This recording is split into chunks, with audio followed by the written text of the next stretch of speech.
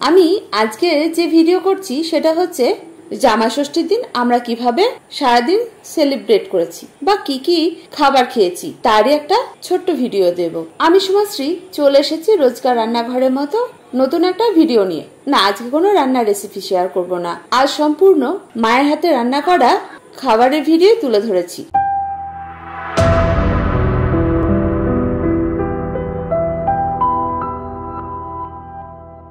আজ সকালবেলা মা ষষ্ঠী পুজো করে এসেছে, আর তারপরে ছিল সকালের জলখাবারে গরম গরম লুচি, নিরামিষ আলুর দম, দোকানের কেনা মিষ্টি আর সেই ষষ্ঠী পুজোর প্রসাদ। আসলে মা প্রত্যেকবারই এই ষষ্ঠী পুজো করে, তার প্রসাদ আর তার সুতো না বেঁধে মা নিজেও খায় না, তাই আমাদেরকে সকলকে একসাথে বসিয়ে আগে প্রসাদ দেয়, তারপরে আমরা খাওয়া দাওয়া করি। যাক, এ তো গেল সকালবেলা। এরপরে আর আমরা কিছু খাইনি। আসলে দুপুরবেলার আয়োজন তো বিশাল ছিল।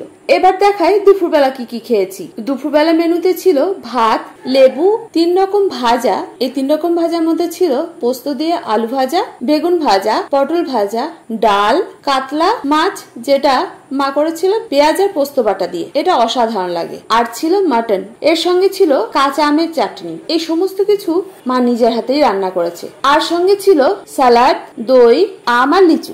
এত কিছু খাওয়ার পর আর কি কিছু খাওয়া যায়? মা চেয়েছিল পোলাও করতে, কিন্তু গরমের জন্য এটাকে বাদ দেওয়া হয়েছে। কি গরমই না পড়েছে, আর তার মধ্যে এই সব খাবার। এরপরে তো আর কোনো খাবারই পেটে ঢুকছে না, তাই ঠিক করলাম সন্ধ্যাবেলা আমরা আর কিছু না খেয়ে পেটটাকে রেস্ট দেব। আর যেমন ভাবা তেমন কাজ, কিন্তু ওই যে বললাম পেট একদম ভর্তি ভর্তি, তাই ঠিক হলো কোল্ড ড্রিঙ্কস খেয়ে আজকে মেনুটা শেষ করব। না, রাতে মেনু ছিল, সেটা আর আপনাদের সাথে ভাগ করতে পারলাম না, কারণ সেটার ভিডিও আমি আর তুলতে পারিনি। আজকের ভিডিও আপনাদের কেমন লাগলো, আর আপনারা জামাই ষষ্ঠীর দিন কেমন ভাবে কাটিয়েছেন, কি কি মেনু করেছেন, সেসব যদি ফটো তুলে থাকেন আমাদের সাথে শেয়ার করবেন। যারা ফটো শুদ্ধ বা এমনি কমেন্ট করবেন তাদের প্রত্যেকের নাম আমি পরবর্তী ভিডিওতে নেব, কথা দিচ্ছি।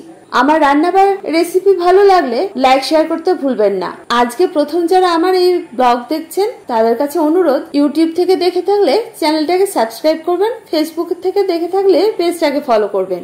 আশা করি পরবর্তী ভিডিওতে আপনারা নিরাশ হবেন না। আমি সবসময় চেষ্টা করব আপনাদেরকে সাহায্য করা রান্নার দিক থেকে। আজ আর বেশি কথা বাড়াচ্ছি না, দেখা হবে পরবর্তী ভিডিওতে। আপনারা ভালো থাকুন, সুস্থ থাকুন এই কামনা করি, আর আমার সঙ্গে থাকুন। ধন্যবাদ।